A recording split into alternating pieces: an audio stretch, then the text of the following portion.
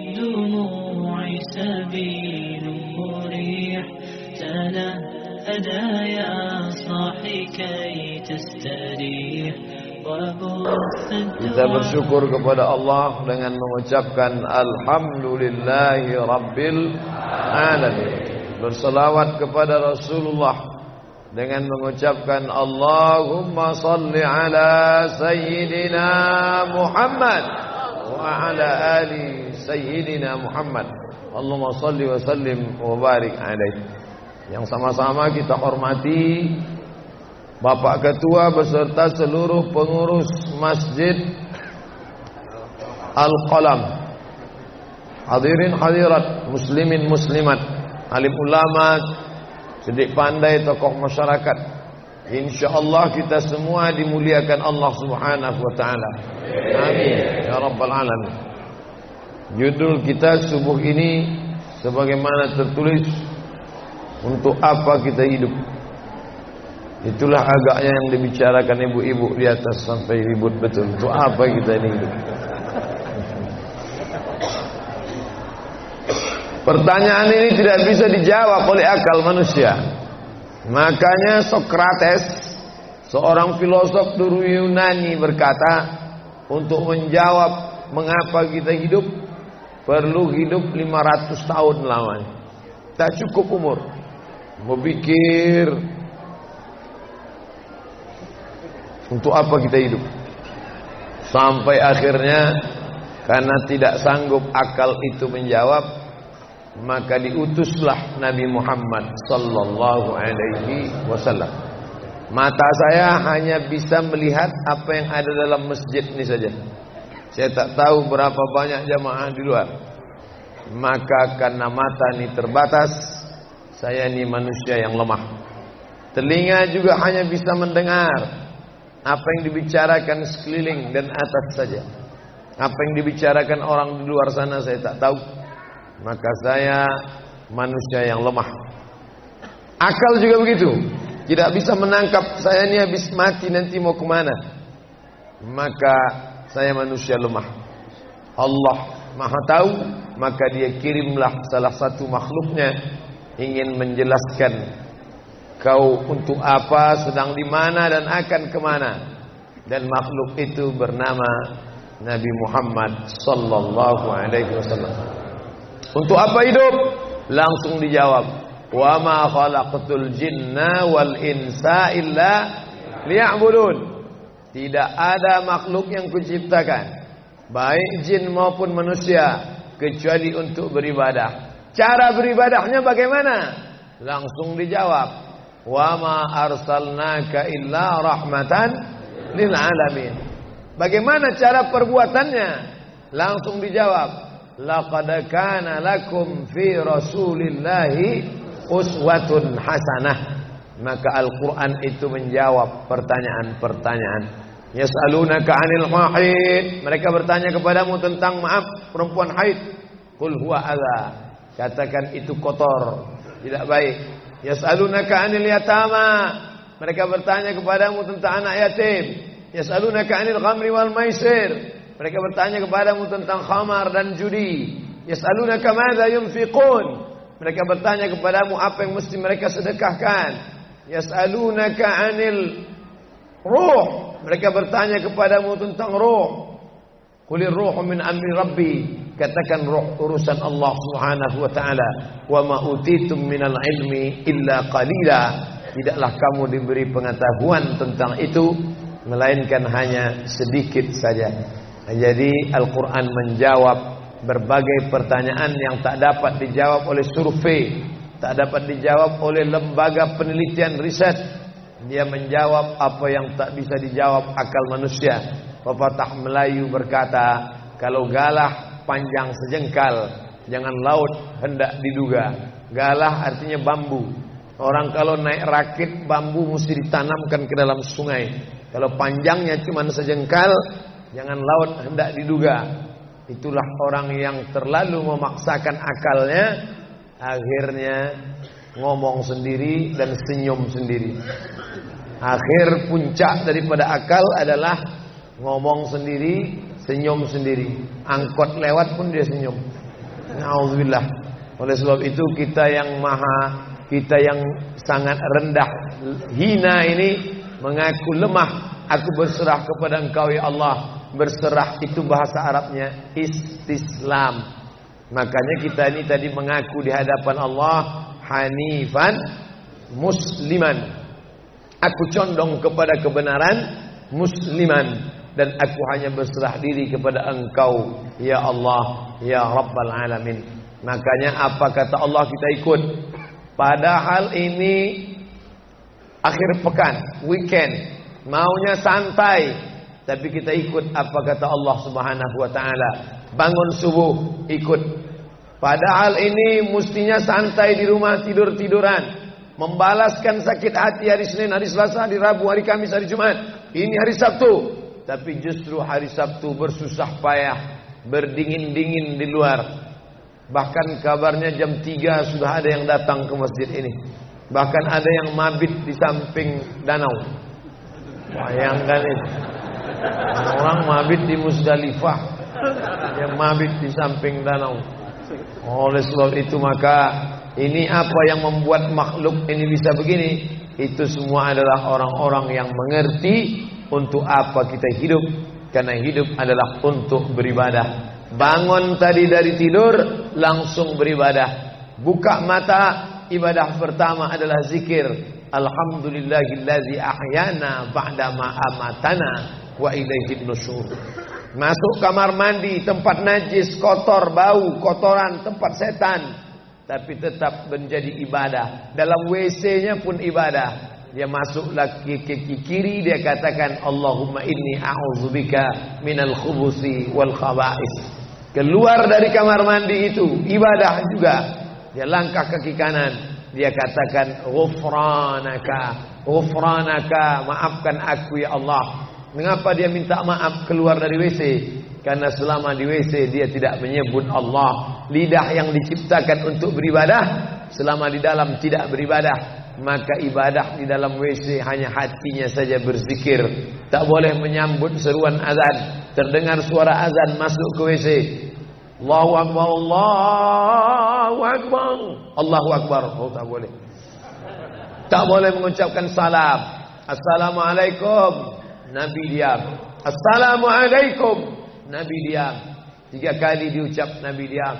Selesai keluar dari toilet, WC, barulah Nabi menjawab Waalaikumsalam warahmatullah. Karena tidak boleh menyebut nama Allah, maka minta ampun keluar dari WC. Karena lidah yang semestinya dipakai untuk menyebutmu ya Allah, berzikir mengingatmu ya Allah, tadi tak kupakai selama beberapa menit di dalam. Maka dia katakan ghufranaka.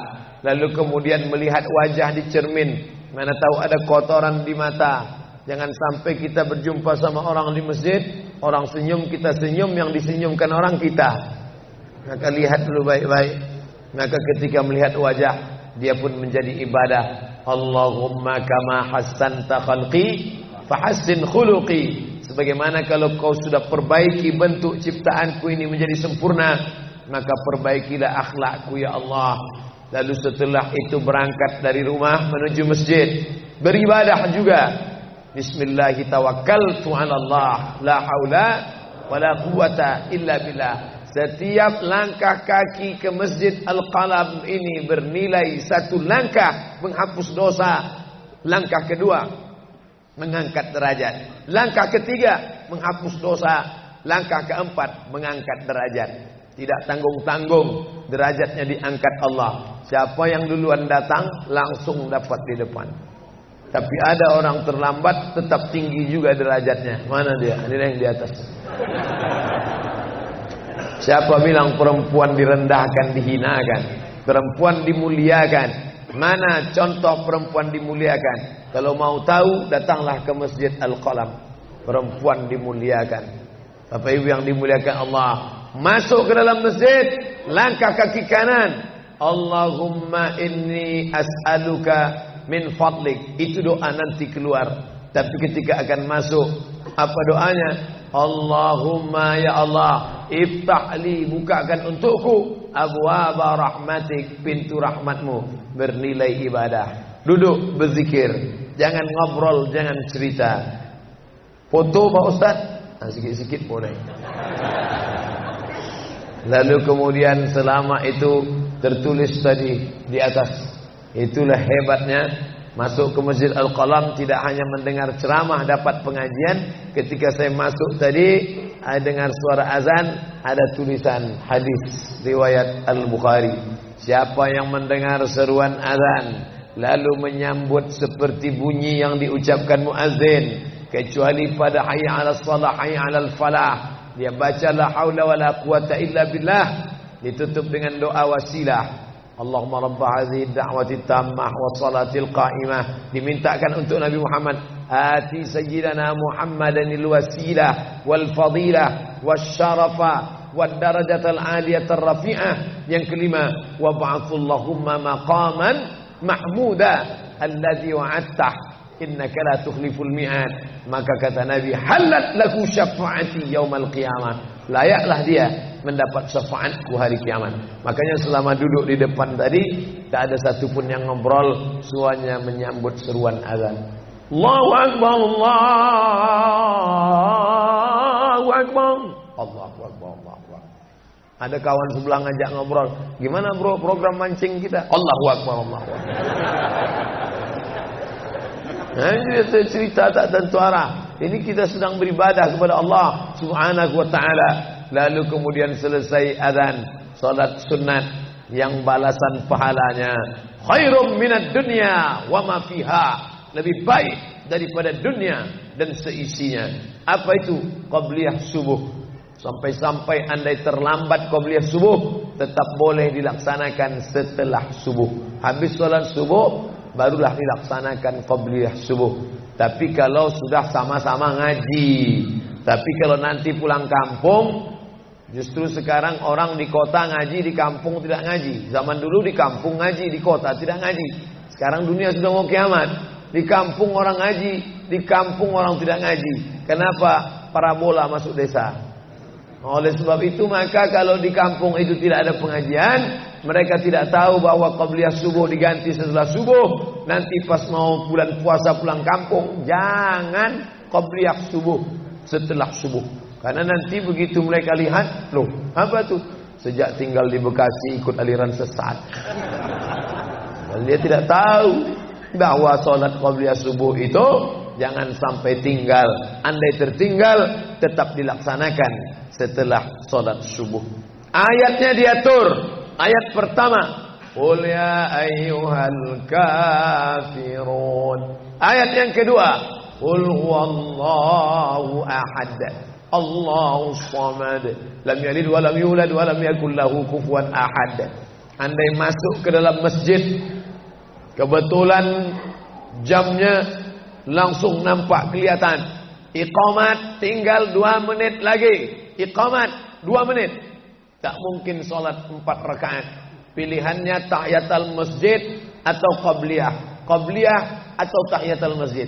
Kalau melaksanakan tahiyatul masjid tidak dapat qabliyah. Tapi kalau melaksanakan qabliyah, automatically dapat tahiyatul masjid. Oleh sebab itu andai terlambat, waktu tinggal 2 menit, maka laksanakanlah qabliyah subuh. Tapi jangan gara-gara ini terlambat terus. Yang paling afdal cepat datang. Apa kata jamaah? Yang lambat kan ustaz, kami cepat datang. Bapak Ibu yang dimuliakan Allah Subhanahu wa taala, selesai itu salat subuh. Kalau qabliyahnya lebih baik daripada dunia dan seisinya, apalagi salat subuhnya. Begitulah. Kalau qabliyahnya saja yang pendek ayatnya lebih baik daripada dunia dan seisinya, apalagi salat subuhnya. Lalu pahala salat subuh itu apa? Tak ada yang tahu. Makanya kata Nabi, "Lau ya'lamuna ma fil 'atamati was-subhi", andai mereka tahu pahala salat subuh berjamaah, la atauhuma habwan, mereka akan datang ke Masjid Al-Qalam walaupun merangkak, habwan, lumpuh, sakit kakinya, dia akan datang. Kursi roda tak ada, yang mendorong tak ada, datang dia ke masjid ini walaupun merangkak. Kenapa mereka tidak datang? Karena mereka tidak tahu Kenapa mereka tidak tahu? Karena mereka memang tidak cari tahu dan tak mau tahu. Dan sampai masanya mereka nanti akan menyesal saat melihat orang-orang mendapatkan balasan. Muttaqiina fiha 'alal araik. Mereka duduk di atas kursi-kursi istana surga, tersenyum melihat orang-orang yang dulu tak peduli pada sholat subuh. Mudah-mudahan kita semua istiqamah insyaallah. Jadi Ustaz, kalau hidup ini cuma untuk ibadah, sholat, masjid, baca Quran, zikir, gimana kami mau mencari nafkah? Gimana kami mau buka ruko? Gimana kami mau bisnis? Gimana kami mau tanam kelapa sawit? Gimana kami mau proyek batubara? Gimana kami mau ternak ikan? Ini mesti dipahami bahwa ibadah itu dibagi dua. Satu namanya ibadah mahdah, pure, original, murni, tidak bercampur dengan apa-apa. Yang satu lagi tidak ibadah tapi bernilai. Nah, ini mesti dipahami. Bapak yang masuk kantor dari jam 8 pagi sampai jam 4 sore itu ibadah. Karena kalau itu tidak ibadah, habislah waktu kita. Makanya yang bekerja niatkan ibadah. Sehingga kalau istrinya nanya, "Mas kok lama pulang?" Ibadah nih, Mas. Tapi jangan gara-gara ini di kantor itu ibadah, lalu ketika azan di masjid kantor berkumandang, hayya 'alas shalah, dia terus ngetik, "Mas, ayo ke masjid." Enggak, ini pun juga ibadah. Kau ibadah aja ke sana, aku ibadah di sini. Itu juga enggak benar. Karena ibadah itu dibagi dua. Satu yang murni, pure, tidak bercampur dengan apapun, namanya ibadah mahdah. Salat, baca Quran, zikir, iktikaf. Tapi ada satu lagi, tidak ibadah. Tapi kalau diniatkan dia bernilai ibadah. Termasuk ibu-ibu yang hamil 9 bulan 10 hari. Itu ibadah. Kalaulah 9 bulan 10 hari itu tidak ibadah, betapa tidak adilnya Allah. Masa kita yang duduk-duduk di masjid dapat pahala ibadah, dia yang nguntaknya, yang ngidapnya tak dapat ibadah. Tadi malam begitu sampai di airport langsung SMS masuk, "Ustaz keluar dari pintu berapa? Ini ada perempuan ngidap mau ketemu." Saya keluar dari pintu 4, kami sudah standby di pintu 4. Lantai berapa? Lantai paling atas. Oke. Sampai di sana lihat perempuan tidak pakai jilbab, pakai celana jeans. Saya udah mau marah. Ini kenapa? Mohon maaf Pak Ustaz, non muslim. Astagfirullah. Rupanya non muslim hamil ngidam mau jumpa Ustaz Somad. Mudah-mudahan anaknya jadi anak solih. Ya, Allahu Akbar. Bernilai ibadah. Lalu yang dapat pahala dari itu siapa? Dari mana ibu-ibu hamil muda itu tahu saya? Kenal saya di mana? Padahal dia dari Jawa, saya dari Sumatera. Ternyata ada orang beribadah yang tidak kita sangka ibadah. Tidak ada rukun, tidak ada syarat, tidak ada wajib, tidak ada sunat, tidak ada makruh, tidak ada mubah. Apa ibadahnya? Ya ini, merekam ceramah ini. Merekam ceramah ini ibadah. Memoto itu ibadah. Bayangkan resiko tukang foto. Saya sampai sekarang tukang foto itu resikonya. Nanti setelah tua matanya gini.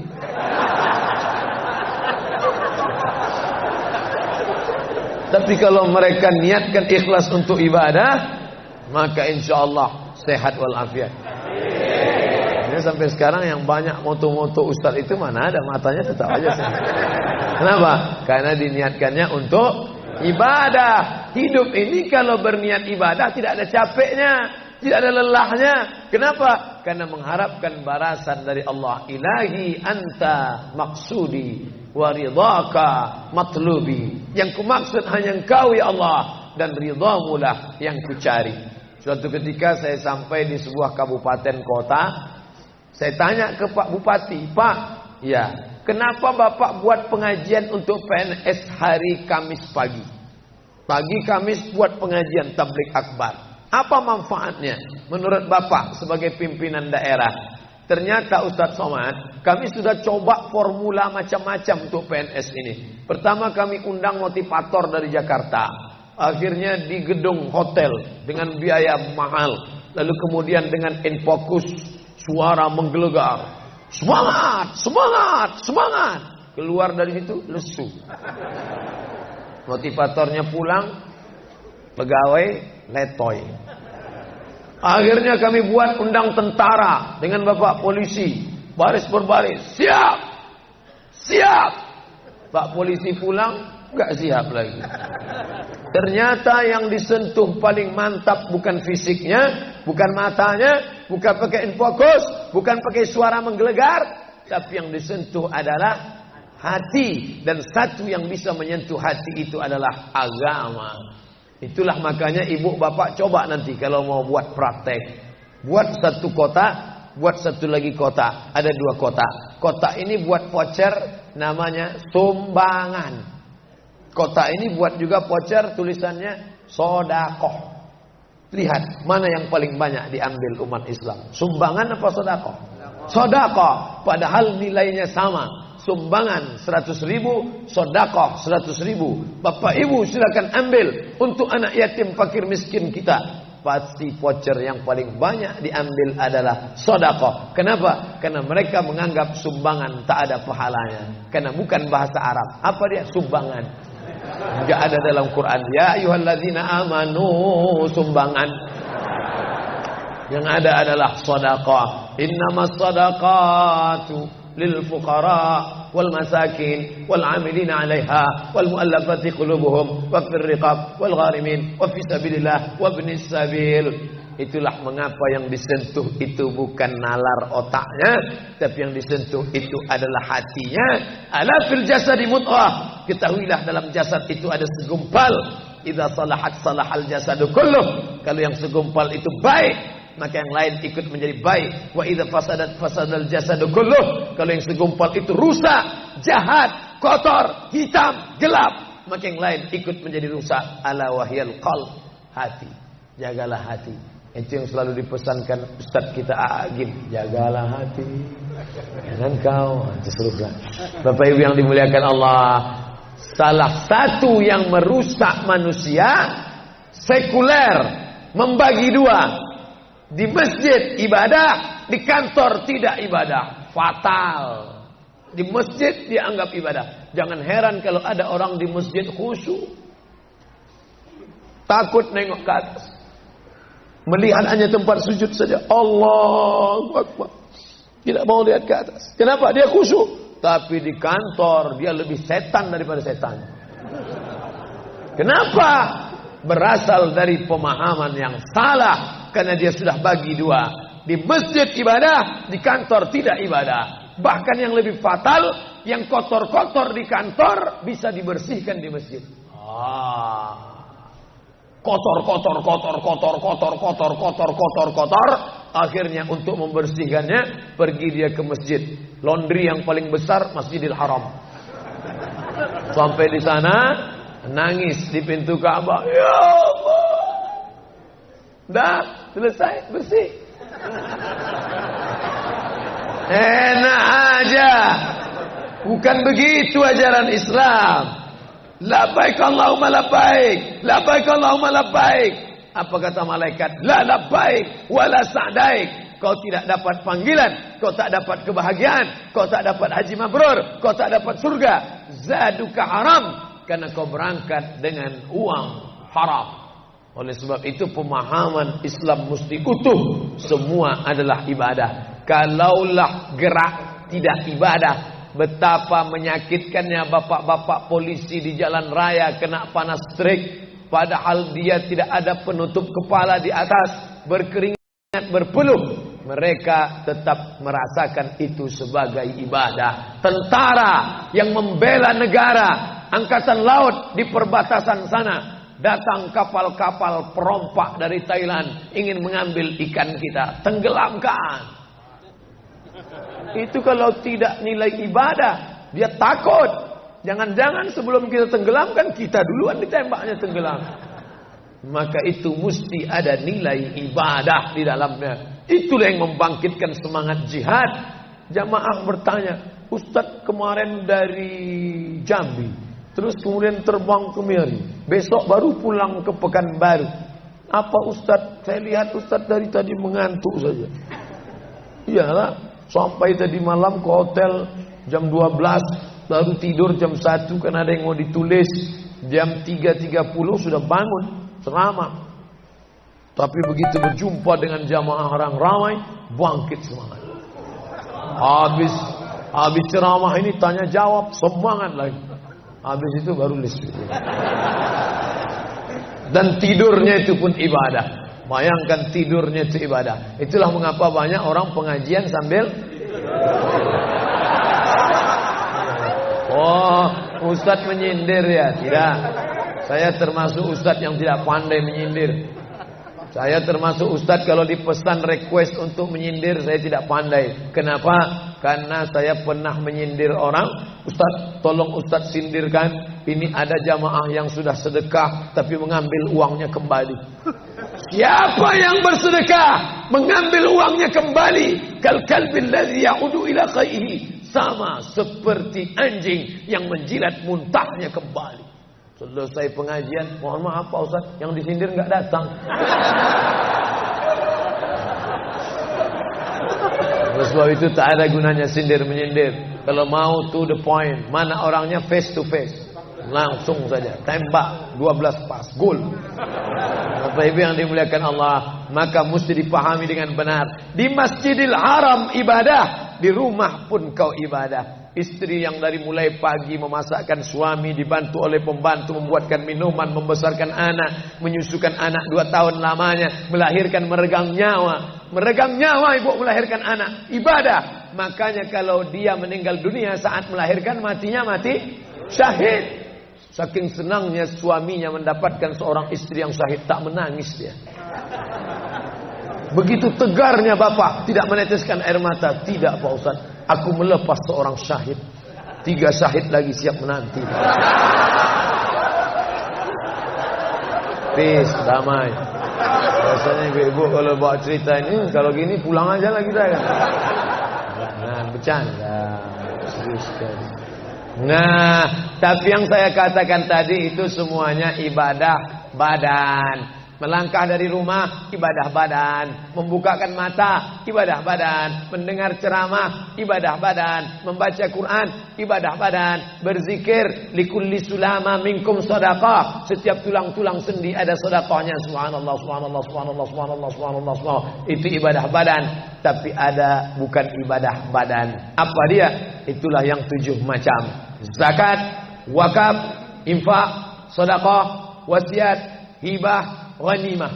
Itu ibadah harta. Mana yang lebih banyak? Ibadah harta apa ibadah badan? Ibadah badan. Kalau ibadah harta tak banyak. Zakat, wakaf, infak, sedekah, wasiat, hibah, ghanimah, rampasan perang. Tapi kalau ibadah badan, setiap gerak adalah ibadah. Makanya kita mesti bergerak. Likulli harakah barakah. Setiap ada gerak pasti ada berkah. Makanya tak boleh tidak bergerak. Air sumur kalau tidak ditimba, air itu akan busuk, butek, warnanya pun tidak ada seperti minyak di atas. Mata air mesti terus berganti. Darah harus tetap mengalir, jantung harus tetap berdetak. Makanya jangan pernah kosong dari aktivitas.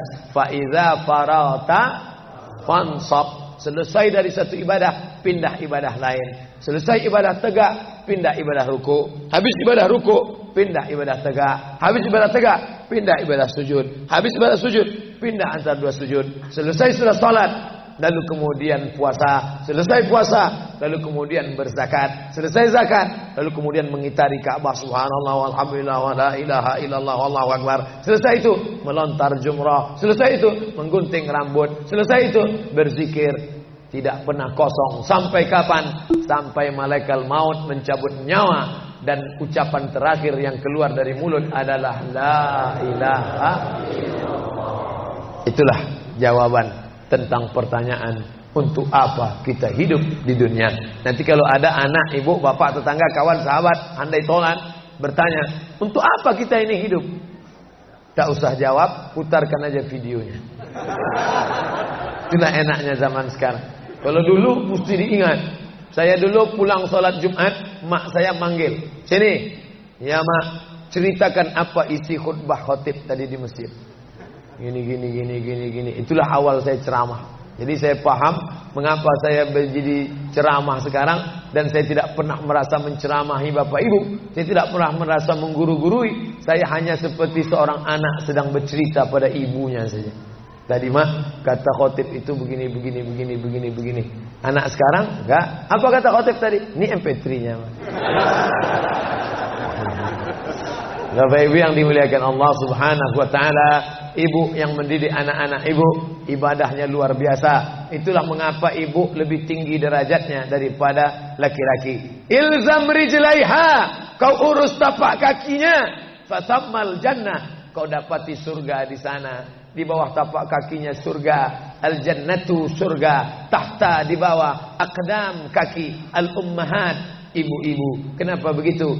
Karena ibadah dia yang luar biasa, tidak bisa dilakukan oleh laki-laki. Salat kita bisa, puasa kita bisa, tawaf kita bisa, sa'i kita bisa, melontar jumrah kita bisa, tahallul kita bisa. Tapi ada yang kita tak bisa. Apa dia? Mengandung. Kita tak bisa. Siapa yang mau coba mengandung, keluar dari sini, ambil bola voli, ikat di perut. Melahirkan, kita tak bisa. Siapa ingin coba melahirkan, keluar dari sini, telanlah jeruk bulat-bulat. Habis itu keluarkan bulat-bulat. Menyusukan, kita tak bisa. Dan itu ibadah. Tapi bukan ibadah mahdha. Dia tidak selevel dengan sholat, zakat, puasa, haji. Tapi ibadah ini berkualitas. Ibadah badan, sudah. Ibadah harta, sudah. Ada ibadah yang terakhir, yang ketiga. Kalau ibadah badan berkeringat, lelah, capek. Ibadah harta, duit habis. Tapi ada ibadah satu lagi, tak nampak di mata. Apa dia? Ibadah hati. Itulah dia ikhlas. Orang yang ikhlas tak tampak. Ikhlas, ridha, qanaah, tawakal, zikir, muhasabah, muraqabah, tazkiyatun nafs, mensucikan hati dari penyakit hati, riya, sum'ah, takbur, sombong, hasad, busuk hati. Itu ibadah. Kenapa begitu? Disitulah letak adilnya Allah. Man bana masjidan, siapa yang bangun masjid, banallah mislahu baitan fil jannah, dibangunkan Allah untuknya satu istana di dalam surga. Bapak Ibu yang ikut membangun masjid ini, mudah-mudahan diberikan Allah Ta'ala balasan melimpah ruah. Kami nggak bisa Pak Ustaz. Jangankan bangun masjid, buat rumah kami aja kami nggak bisa. Allah Maha Adil. Kalau kau tidak bisa dengan ibadah harta, maka engkau dengan ibadah tangan. Apa dia? Ikut gotong royong masjid. Nampak ada pembangunan masjid, ikut ngecornya, pasangnya. Tapi dengan syarat menyelesaikan masalah. Jangan buat masalah. Man shalla isnatai asyrata raka'ah, siapa yang salat 12 rakaat fil yaumi wal lailah, sehari semalam, bunyalahu bihinna baitun fil jannah, dibangunkan untuknya satu istana di dalam surga. Sama macam orang yang bangun masjid, salat 12 rakaat. Kamu bisa bangun masjid? Bisa. Bagus. Kamu? Saya enggak bisa. Amal saya apa? Tenang, ada amal. Allah Maha Adil. Salat 12 rakaat. 2 rakaat sebelum subuh, 4 rakaat sebelum zuhur, 2 rakaat setelah zuhur, 2 rakaat setelah maghrib, 2 rakaat setelah isya. 12 rakaat. Saya enggak bisa Pak Ustaz. Sedang terbaring di rumah sakit, kaki sakit, kepala sakit, hati sakit, jantung sakit. Stop, jangan lanjutkan. Aku tak sampai hati mendengar penderitaan. Jadi amal saya apa Pak Ustaz? Ada satu amalmu. Apa dia? Ridha, menerima takdir Allah Subhanahu wa ta'ala. Sakit Pak? Tidak. Kenapa? Sakitku hilangkan, hatiku ridha. Man lam yasbir bibalai, siapa yang tak sabar dengan bala ujianku, walam yarda bi qada'i, yang tak ridha dengan takdirku, falyatlub radban siwaya, carilah Tuhan selain aku. Kau sabar, kau ridha menerima itu. Apa balasannya? Lebih hebat daripada balasan orang yang bangun masjid, lebih besar daripada balasan 12 rakaat salat. Innama yuwaffas sabiruna ajrahum bighairi hisab. Orang yang sabar itu balasannya bighairi hisab, tak dapat dihitung, tak dapat dikira, unlimited. Begitulah Allah Maha Adil. Untuk apa kita hidup? Hidup untuk beribadah. Ibadah apa yang kita lakukan? Ibadah badan, ibadah harta, ibadah hati. Yang sudah melaksanakan tiga-tiganya, alhamdulillah. Yang baru melaksanakan satu, tambah. Yang satu pun belum, innalillah. Masjid ini besar. Kadang kita bangga masjid besar, rupanya APBN, anggaran pendapatan belanja negara. Bangga kita masjid megah, rupanya APBD, anggaran pendapatan belanja daerah. Patutlah masjidnya di tengah hutan, karena di situ tanah yang murah. Akhirnya pemukiman masyarakat jauh, masjid di tengah jalan, masjid di tengah perjalanan luar kota, jauh dari pemukiman masyarakat. Masuk kita ke dalam, tai kambing yang ada di dalam. Tapi masjid ini megah, mewah, 2 lantai, lengkap dengan kubah yang besar. Ini swadaya masyarakat. Saya tahu ini dari mana? Jamaahnya cerita. Kalau tidak, mana saya tahu. Ini masjid ini asli swadaya Pak Ustaz. Lama membangunnya Pak? Enggak lama, sebentar saja. Sebentar saja, sekejap langsung terkumpul 7,6 miliar uang. 7,6 M. Itu kalau dibelikan cendol berenang gitu. Bayangkan itu. Bisa terkumpul masyarakat. Padahal ibadah yang paling berat, ibadah harta inilah. Banyak orang kalau diajak iktikaf, banyak. Ayo kita iktikaf, ramai. Ayo kita zikir ke Az-Zikra, ramai. Jangan lupa besok zikir ke Az-Zikra hari Ahad pertama, sekaligus acara live Damai Indonesia ku TV One bersama Ustadz Abdul Somad LCM. Tapi ada ibadah yang berat. Apa dia? Ibadah harta. Banyak orang ketika diajak muhasabah zikir malam, ya Allah, banyak dosa kami ya Allah, tapi dia susah menangis, meneteskan air mata. Tapi begitu lewat kota infak, memang menangis. Tak sampai hati melihat Bung Karno keluar dari dompet. Lewat kotak sodako infak, lama membuka dompet mencari Patimura. Nauzubillah. Mudah-mudahan kita tak termasuk golongan yang bakhil ini. Kenapa? Karena setan selalu setan ya'idukumul faqra, membisikkan kepakiran. Jangan beri, jangan beri, jangan beri, nanti kau susah, nanti anak kau tak makan, nanti kau dikeluarkan kerja kau makan apa, nanti kau mau beli rumah, nanti kau mau beli tanah, nanti kau mau beli mobil, nanti kau mau beli cincin, nanti kau mau beli kamera, nanti kau mau ganti HP, uangmu tak ada. Setan selalu berbisik-bisik. Lawan setan itu. Qul a'udzu binnas, malikin nas, ilahin nas, min syarril waswasil khannas, alladzi yuwaswisu fi sudurin nas, minal jinnati wan nas. Hanya saja kalau yang berbisik itu setan, kita baca ayat kursi, insya Allah dia kabur. Ini yang berbisik ini kawan kita. Kita bacakan ayat kursi, hafal pula dia dari kita lagi. Tapi tak apa-apa, tetap aja bacakan. Allahu la ilaha illa huwal hayyul qayyum, la ta'khudhuhu sinatun wa la naum. Hembuskan ke wajahnya. Bapak Ibu yang dimuliakan Allah, setelah ibadah 3 ini kita lakukan, ibadah badan sudah, salat subuh sampai melimpah ruah ke belakang. Saya dengar suara hati tadi, lapor, tenda sudah penuh, sudah melimpah ke jalan. Masya Allah. Ibadah harta sudah 7,6 M. Ibadah hati sudah, sabar, ridha, qanaah, tawakal. Tapi jangan lupa, datang merusak yang 3 ini, perkelahian, merusak ukhuwah Islamiyah. Masjid yang besar, kalau sudah kelahi di dalamnya, tinggal kelahi, tak lagi ada persatuan. Masuk masjid bukan baca doa pintu masuk masjid, malah masuk masjid ngelihat kira-kira dia di mana ya. Oh dia di sana, gua di sini lah. Oh di sini, dia di sini. Sampai akhirnya satu hari terlambat, lupa ngelihat. Allahu Akbar, rupanya dia di samping. Jangan kelahi.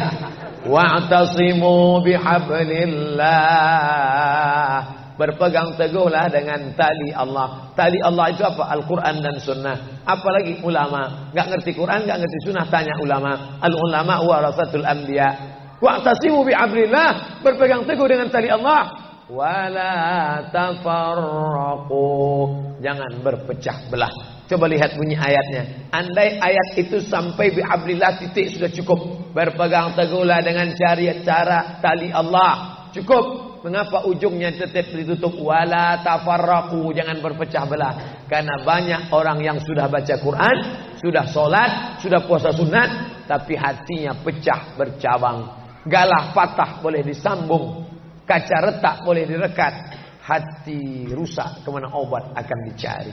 Oleh sebab itu kalau ada fitnah-fitnah, tabayun, klarifikasi.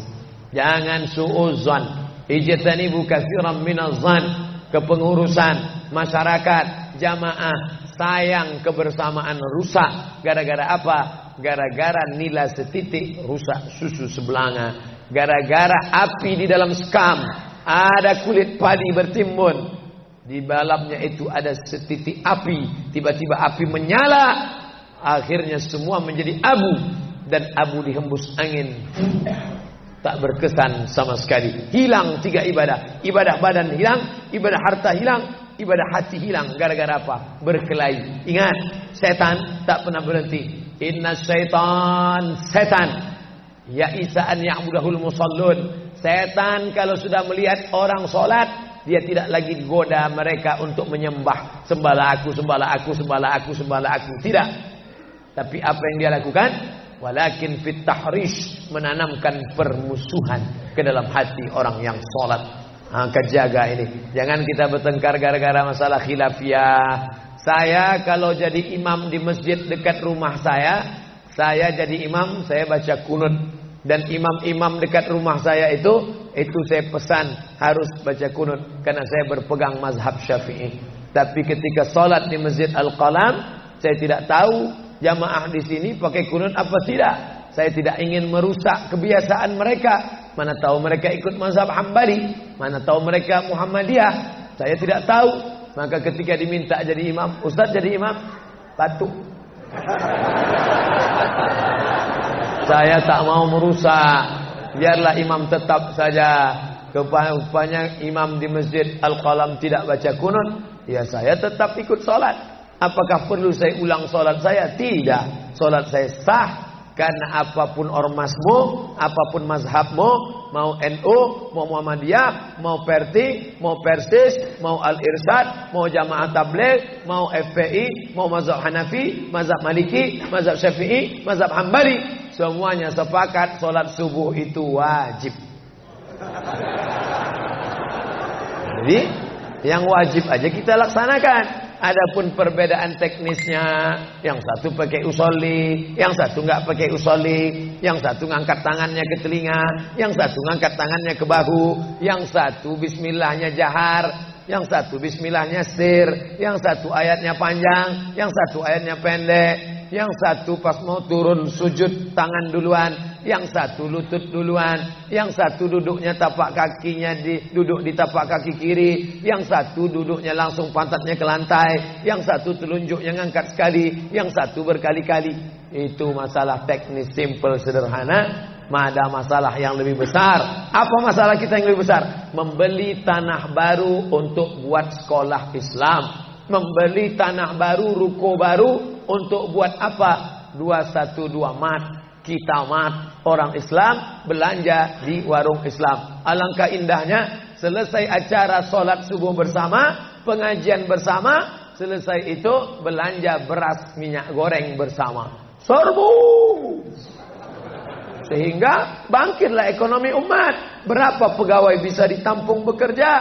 Langsung membeli beras ke tempat-tempat tanaman masyarakat. Sehingga mereka tidak menjadi korban rentenir. Musim menanam diulur, kasih pinjaman pupuk, pinjaman tanah. Masa musim manen ditarik. Mereka menjadi korban rentenir lintah darat. Disedot darah mereka sampai kering dan mati. Kita selamatkan dengan apa? Dengan market. Masjid punya market. Saya beberapa kali meresmikan market punya masjid. Di Masjid Raya Batam, Masjid Agung Batam. Itu di bawahnya ada super mini market untuk menjamaah. Kemarin pulang dari Pulau Bintan, itu juga meresmikan. Di Dumai begitu juga. Ini 212 Mart. Terserah namanya apa. Ada 212 Mart, ada namanya Kitamart, atau bisa juga buat Somart. Nah, bisa juga. Bapak Ibu yang dimuliakan Allah Subhanahu wa taala, maka visi misi kita ke depan, jauh melihat ke depan. Kami harus punya pusat perbelanjaan komunitas muslim, kami harus punya kompleks perumahan muslim. Nah, ini semua yang akan menyelamatkan kita. Kalau sudah begitu, maka mengertilah untuk apa kita hidup. Dan setelah itu kita pun mati dalam keadaan tenang. Baru anak kita bisa berkata, mari kita antar jenazah almarhum Abdul Somad menuju tempat peristirahatan terakhir. Karena memang benar-benar istirahat. Tapi berapa banyak orang tidak istirahat. Karena amal badan tak ada, amal harta tak ada, amal hati tak ada, tak pernah memikirkan masjid, tak pernah memikirkan umat, tak pernah memikirkan belanja umat, tak pernah memikirkan pendidikan anak-anak umat. Akhirnya mati yang layak untuk dia. Mari kita antar dia menuju azab pertama, akan menyusul azab-azab berikutnya. Na'udzubillah. Itulah yang dapat saya sampaikan subuh ini, lebih kurang 50 menit. Mudah-mudahan ada manfaatnya.